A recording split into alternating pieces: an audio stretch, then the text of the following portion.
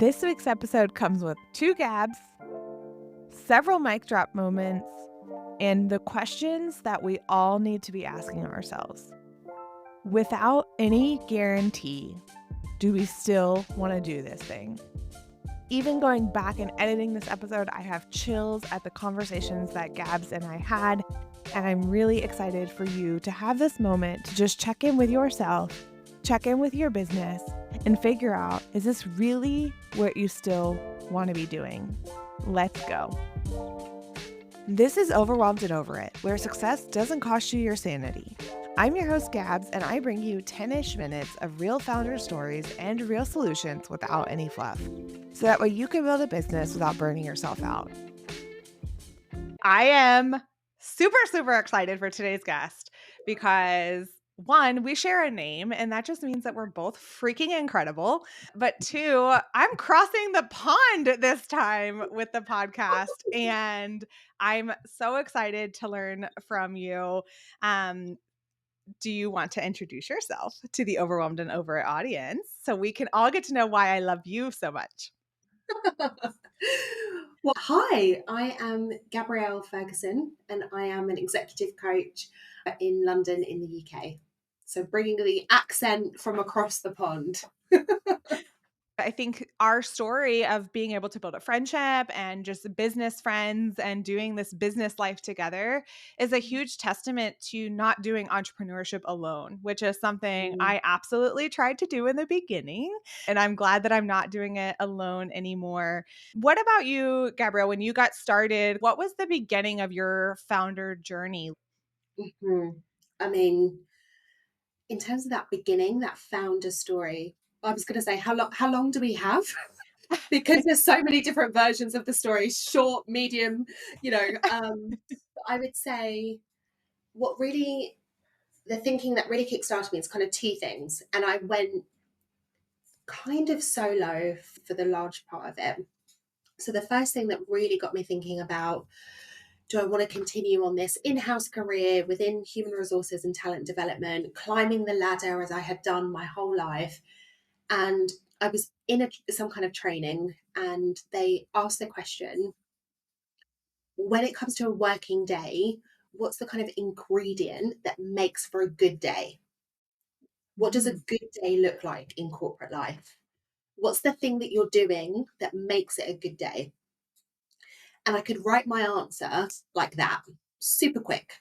If I was doing any kind of coaching or any kind of team or group session and facilitation, then that automatically made it a better day for me. And then they followed up with the question, so how often are you doing that thing? Ooh. Ooh. And very quickly, the answer that, bubbled up inside was not enough.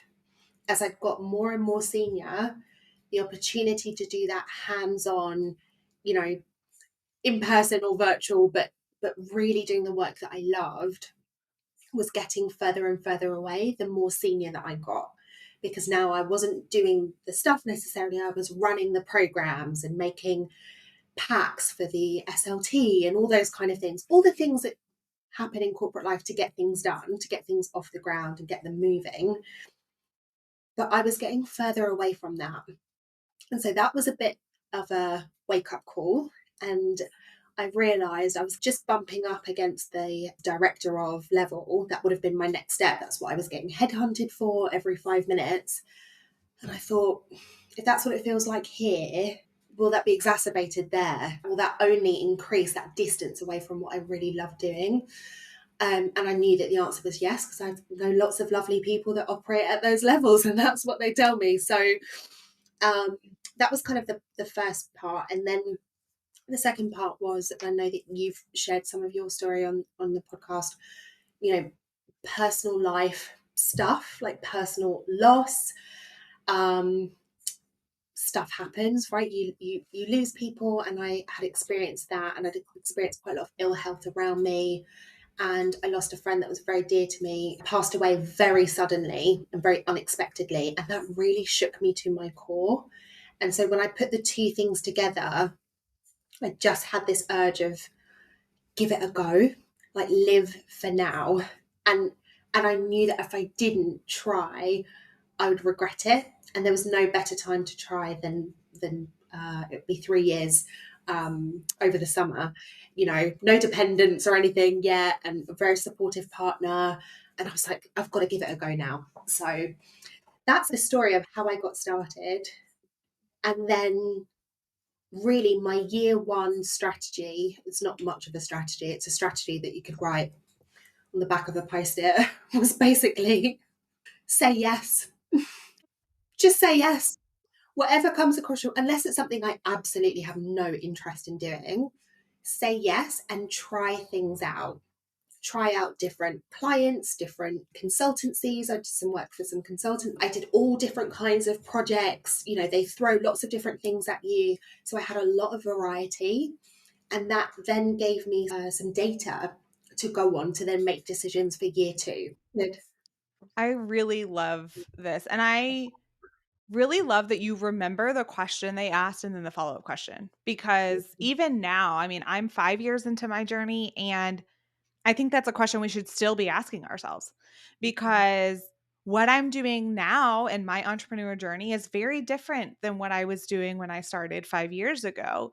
And Yeah. along that route, I think it's fair that we have to ask ourselves that same question, right? It's not on anyone else to keep guiding our entrepreneurial journey to this route that we want it to be. Just because I was an extreme workaholic in corporate, that didn't go away because I went to go become an entrepreneur with all these freedoms, right? Like, it Yeah. actually got worse because the freedom meant I could work morning, noon, and night, and I could make all these decisions, and I could do all of this work, and no one could tell me no. And so I've Mm. had to like put a pause on myself, right? And say, what do I actually want this to look like? And so I appreciate, as hard as it is, that you and I have this shared, understanding of life isn't promised to any of us tomorrow.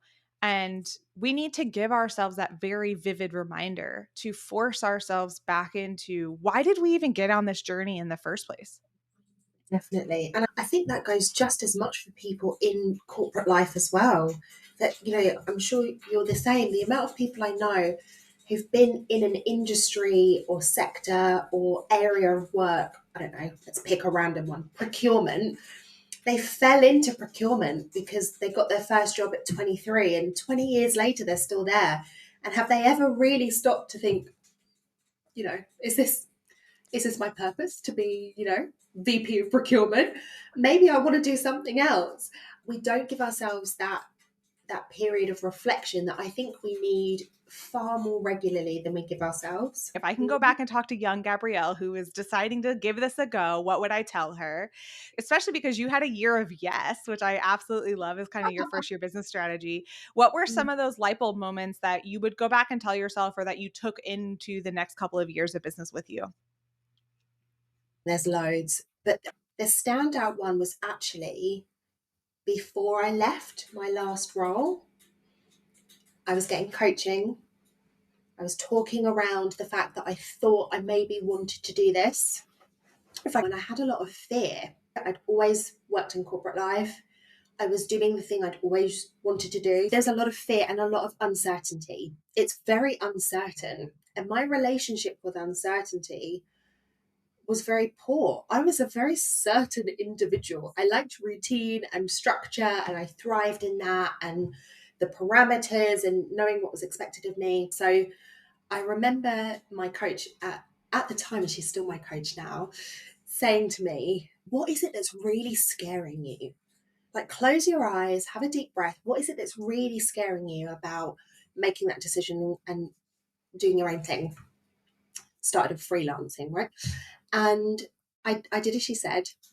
And I said to her, I can just see a sea, as in, you know, ocean of nothing. That's what it looked like in my imagination, a sea of nothing. And she said, okay, what does that mean? I said, it means I don't get, you know, booked for any work. Nobody wants to hire me. Nobody wants me to come and work with their teams or their senior leaders. I've just got nothing. I've left my job and there's just nothing. And I said, I just imagine running into someone that I used to work with and them saying, hey Gabs, I heard you left and you went to do your own thing. How's it going?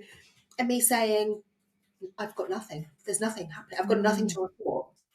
That was my ultimate fear, really. And we talked it through, and obviously I won't go into all the details, but she then got me to reframe it and said, let's see, that sea of nothing is uncertainty. But is the point, going back to your point about being a workaholic, because I was too once upon a time, and a perfectionist, there's a combination, toxic combination ever. And she said, let's reframe the sea of nothing. Okay, you've left working in house, you've gone to do your own thing. Is your goal to be booked out back to back from 8 a.m. to 6 p.m., 5 days a week, working for yourself? And immediately I was like, no, that's not the goal. She said, okay, so you do actually want a little bit of nothing, right? Did that just Ooh. hit your soul like it hit mine at the time? Yeah. And she said, you're a trained coach. Let's reframe. Sea of nothing instead could be what? And I was like, the sea of opportunity. Ooh. And she said, imagine, you know, your decks are clear, you've got time and space. What else would you do with that time? And obviously, there's a huge list of things that I'd never really got to do because I was always working. Going to Pilates at 11 a.m. and going for walks and all these lovely things. But also, she said, it's being available for when those magical bits of work come in. If you're booked rock solid for the next 18 months, let's say someone contacts you and they need you to fly to New York and do this incredible project, or Singapore. If you're booked out solid because you've rigidly booked your diary, there's no space for the magic. And I swear to you, that changed my life. And that's the power of coaching people as well. You know, anyone listening, that is the power of coaching, to get you to see something differently. That changed my life, and all the fears that I had, most of which were really silly, evaporated. And I got really clear on what are the things I actually do need to prepare and get ready, and what are the things that I can just figure it out as I go.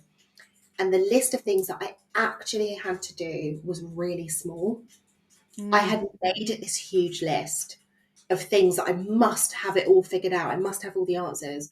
That list was so small, I can't even tell you. It was fear.